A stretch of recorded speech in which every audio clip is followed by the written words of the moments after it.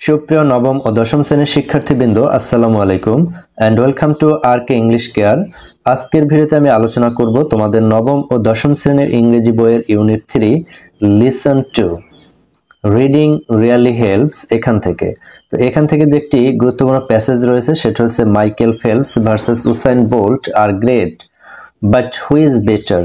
তো আজকের এই ভিডিওটি আমি দুটি অংশে বিভক্ত করব। প্রথম অংশে আমরা এই যে প্যাসেজটি বাংলা অর্থ সহ পড়ব, এখান থেকে ওয়ার্ড মিনিং দেখে নেব এবং বেসিক কিছু ইনফরমেশন জেনে নেব। এবং এই ভিডিওর দ্বিতীয় অংশে আমি এখান থেকে যে বাকি অ্যাক্টিভিটিগুলো রয়েছে, যেমন এখানে 5টি প্রশ্ন রয়েছে, সি নাম্বারে একটি ফ্লো চার্ট তৈরি করতে বলেছে এবং ডি নাম্বারে একটি ব্ল্যাঙ্ক প্যাসেজ দেওয়া রয়েছে, অর্থাৎ উপরে যে বক্সের মধ্যে যে শব্দগুলো রয়েছে এগুলো দিয়ে এই প্যাসেজটিকে পূরণ করতে হবে। এবং সর্বশেষ এফ নাম্বারে বলেছে work in pairs, decide who is better between this two champions, অর্থাৎ এই দুই চ্যাম্পিয়নের মধ্যে কে তুলনামূলক ভালো। এরপর বলছে give reason in favour of your decisions, তোমার সিদ্ধান্তের পক্ষে যুক্তি দিতে হবে। তো সেই কাজগুলো আমরা সম্পন্ন করব এই লিসনের দ্বিতীয় অংশে।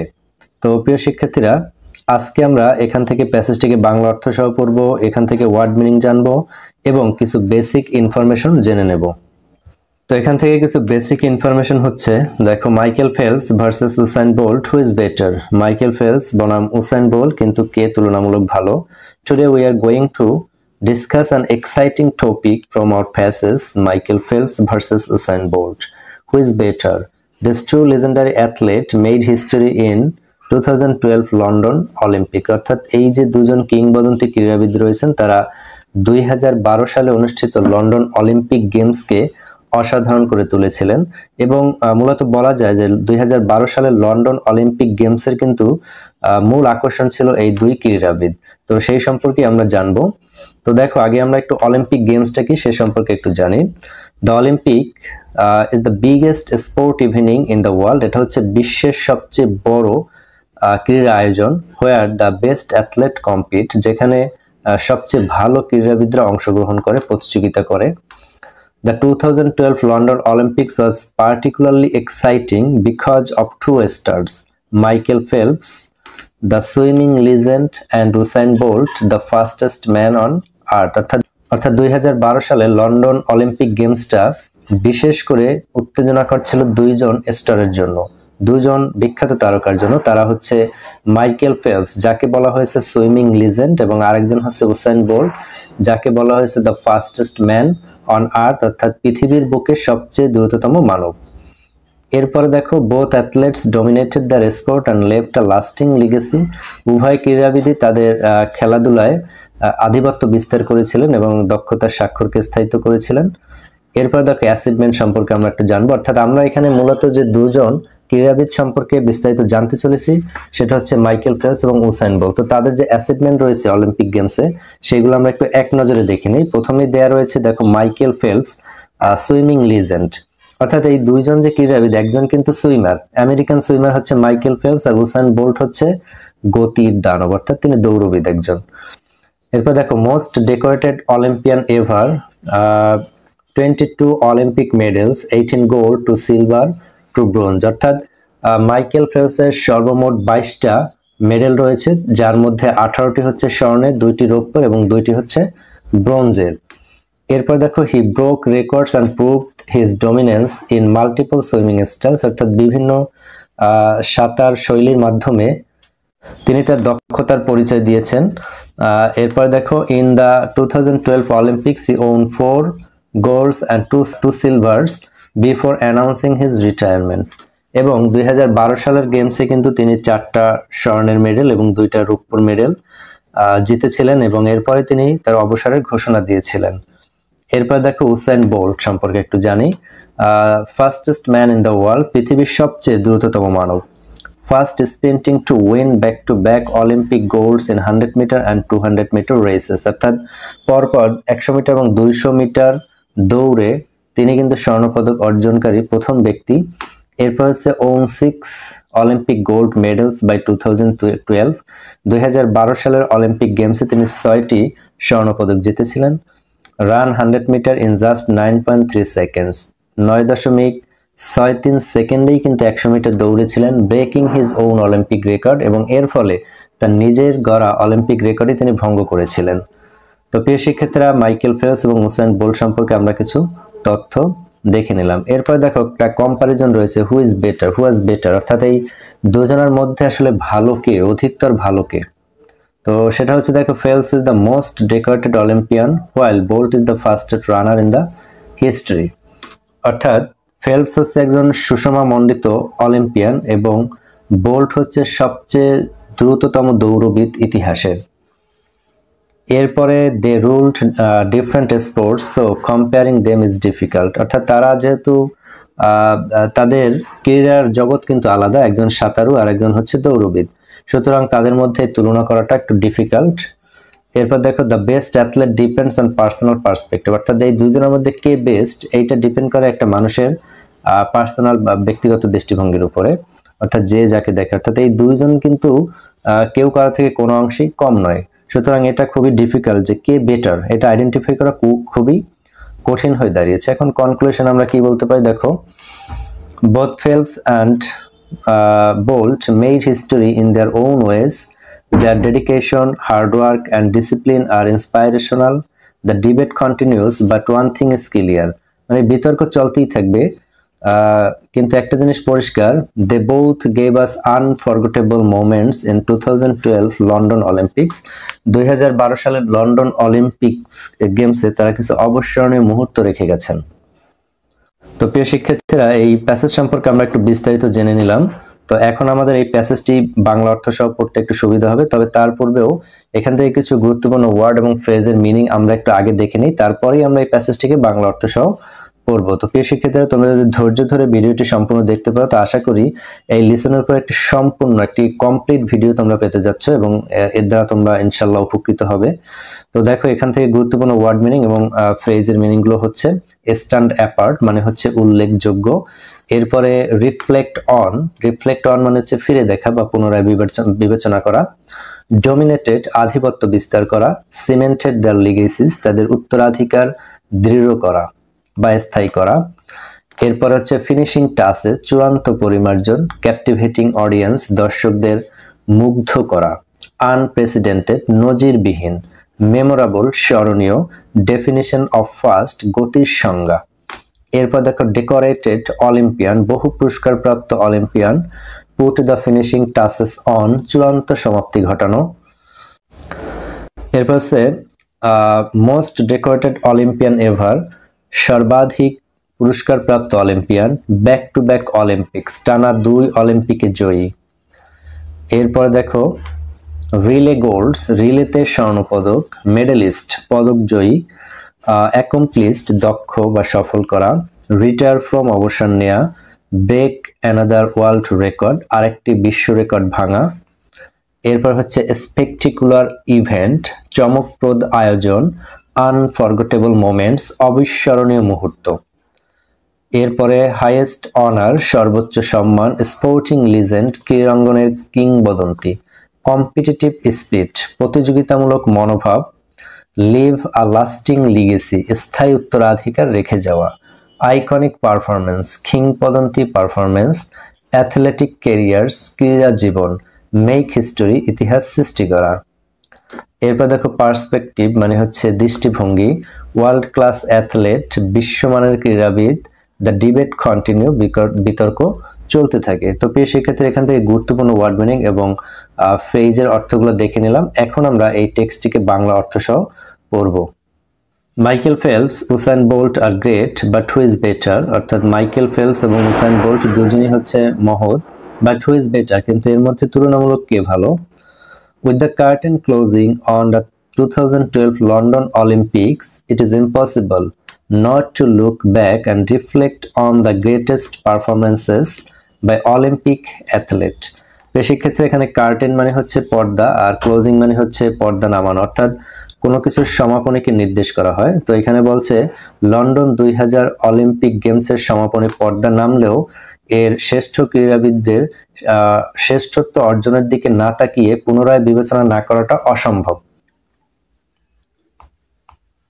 এরপর দেখো, The Olympics have many memorable events and athletes we shall remember by name alone. Olympic গেমসের অনেক স্মরণীয় মুহূর্ত রয়েছে এবং ক্রীড়াবিদ রয়েছে যাদেরকে আমরা নাম ধরে স্মরণ করতে পারি। The list is quite big. তালিকাটা খুব বড়। Michael Phelps and Usain Bolt are the latest addition to this list of the best. সেরাদের তালিকায় মাইকেল ফেলপস এবং উসাইন বোল্ট হচ্ছে নতুন সংযোজন। They made London Olympics stand apart. তারা লন্ডন অলিম্পিককে অসাধারণ করে তুলেছিল। If there is any question like this, যদি এমন কোনো প্রশ্ন হয়, what is the standout performance of London 2012? London 2012 গেমসের অসাধারণ কৃতিত্ব কি ছিল? Perhaps the answer is, সম্ভবত উত্তরটা হবে, the London Games gave us Michael Phelps versus Usain Bolt. London games আমাদেরকে দিয়েছিল মাইকেল ফেলপস বনাম উসাইন বোল্টকে। The first one is an already decorated Olympian. প্রথমজন ইতোমধ্যেই একজন সুষমামণ্ডিত Olympian who put the finishing touches on his great athletic careers. যিনি তার মহান ক্রীড়াবিদ জীবনের সমাপ্তি ঘোষণা করলেন। And another came up with a new definition of fast. এবং অন্যজন গতির নতুন সংজ্ঞা নিয়ে হাজির হয়েছেন।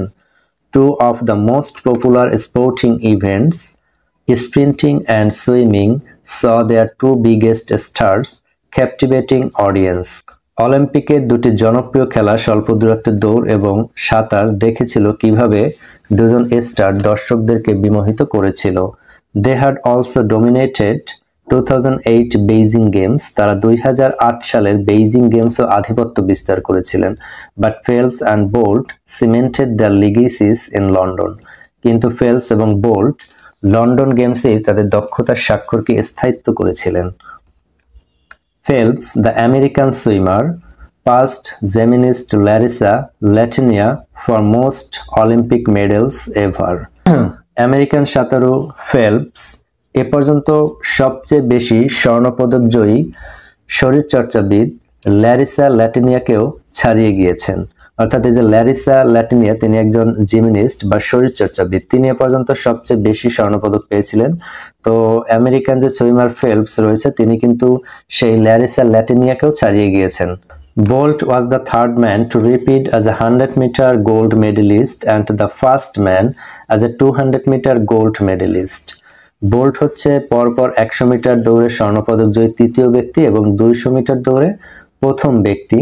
And he broke his own Olympic record.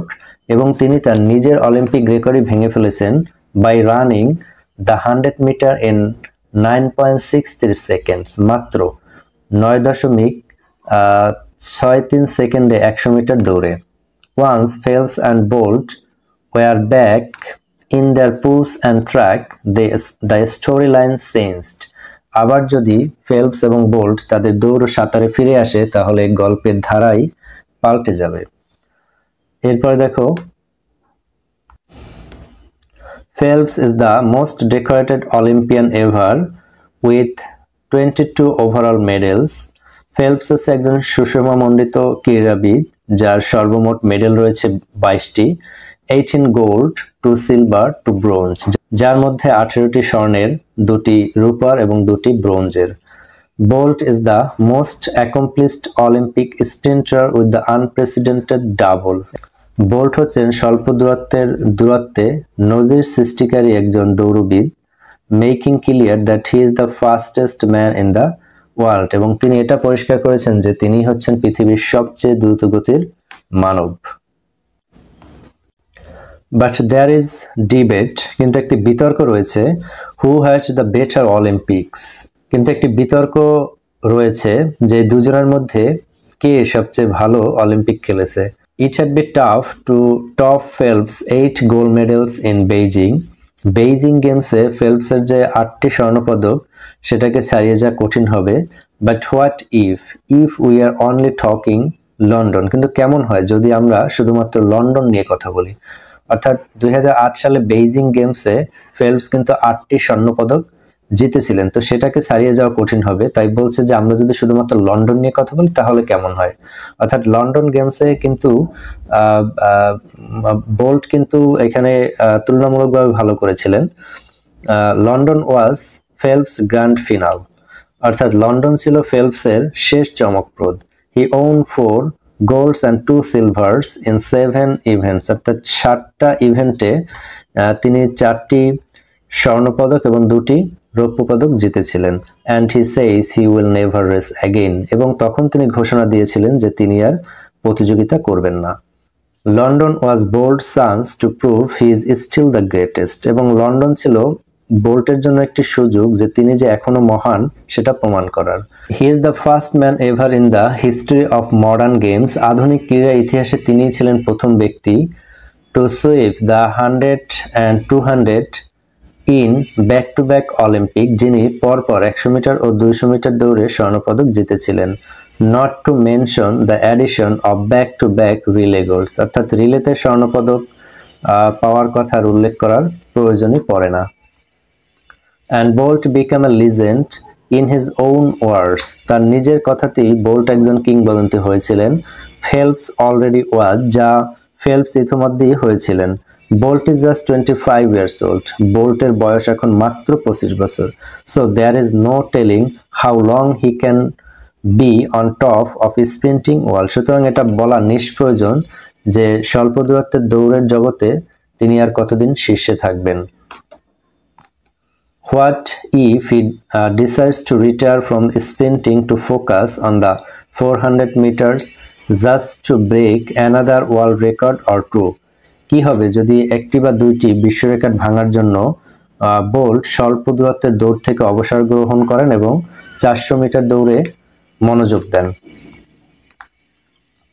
It could be amazing and entirely possible for him to accomplish, এবং এটা হবে বিস্ময়কর এবং এটা অর্জন করা তার জন্য সম্পূর্ণরূপে সম্ভব। Who had the better 2012 games? You tell us, let the debate begin, অর্থাৎ শেষে কিন্তু এই সমস্যার সমাধান কিন্তু তারাও করেনি যে এখানে আসলে কে বেটার, এটা কিন্তু আমাদের উপরেই ছেড়ে দিয়েছেন। এখানে বলেছে 2012 সালে লন্ডন অলিম্পিক গেমসে কে ভালো খেলেছিল। ইউ টেল আস, তুমি আমাদেরকে বলো। লেট দ্য ডিবেট বিগিন, চলো আমরা বিতর্ক শুরু করি। তো প্রিয় শিক্ষার্থীরা বুঝতেই পারছো যে এটা কিন্তু আসলে টাফ, এই দুইজনের মধ্যে যে কে বেটার সেটা আইডেন্টিফাই করা কিন্তু খুবই কঠিন হবে, কারণ যে যার জায়গা থেকে কিন্তু তারা দক্ষতার যথেষ্ট প্রমাণ দিয়েছেন, দক্ষতার যথেষ্ট স্বাক্ষর রেখেছেন, সুতরাং এটা আইডেন্টিফাই করা ডিফিকাল্ট। তাই প্যাসেজের শেষে কিন্তু তারাও এই সমস্যার সমাধান করতে পারেনি, তারাও কিন্তু আমাদের জন্য রেখে দিয়েছেন। তো প্রিয় শিক্ষার্থীরা, আশা করি প্যাসেজটি তোমরা বুঝতে পেরেছো। যদি একটু কঠিন করে লেখা প্যাসেজটি, তো আমরা প্রাঞ্জল ভাষায় উপস্থাপন করার চেষ্টা করছি। তো আজকের ভিডিওটা আমি এখানেই শেষ করব এবং এই ভিডিওর পরবর্তী অংশে আমরা আলোচনা করব এখান থেকে যে প্রশ্ন, তারপরে যে ফ্লো চার্ট রয়েছে, ডি নাম্বারে একটি প্যাসেজ সম্পন্ন করতে বলেছে এবং এফ নাম্বারে এখান থেকে আমাদেরকে কিন্তু একটি বিতর্ক তৈরি করতে বলেছে। Decide who is better between this two champions, এই দুই চ্যাম্পিয়নের মধ্যে কে তুলনামূলক ভালো সেটা কিন্তু আমাদের আলোচনা করতে হবে। দ্যাট মিনস একটা বিতর্ক কিন্তু এখানে থাকবে। তো এই সকল অ্যাক্টিভিটিগুলো আমরা পরবর্তী অংশে আলোচনা করব। তো সকলকে সেই ভিডিওটি দেখার আমন্ত্রণ জানিয়ে আজকের ভিডিওটি আমি এখানেই শেষ করছি। আল্লাহ হাফেজ।